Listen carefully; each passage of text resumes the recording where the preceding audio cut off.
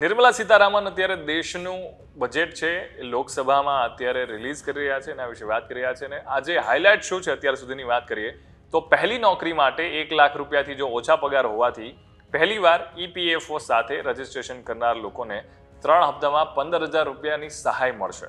એ સિવાય જેટલા પણ યંગસ્ટર્સ છે એજ્યુકેશન લોન જે લોકોને સરકારી યોજનાઓ હેઠળ લાભ નથી મળી રહ્યો તેઓને દેશભરની સંસ્થાઓમાં પ્રવેશ મેળવવા માટે લોન મળશે।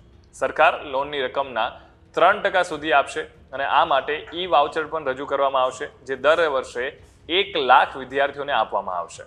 એ સિવાય બીજી શું મોટી અપડેટ હાલમાં આપવામાં આવી છે એના વિશે વાત કરીએ તો ખેડૂતો, યુવાનો, મહિલાઓ અને ગરીબોના વિકાસ માટે વિવિધ યોજનાઓ દ્વારા લાભની યોજનાઓમાં છે એમાં ઘણો બધો ફેરફાર કરવામાં આવશે।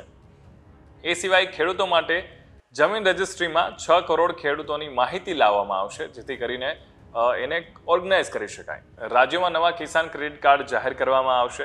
એ સિવાય બિહાર, ઝારખંડ, પશ્ચિમ બંગાળ, ઓડિશા, આંધ્રપ્રદેશ માટે ઇન્ફ્રાસ્ટ્રક્ચર ડેવલપમેન્ટ માટે પણ ખાસ પ્રકારની સ્કીમ છે લાગુ પાડવામાં આવશે। તો અત્યાર સુધીની હાઇલાઇટ હતી।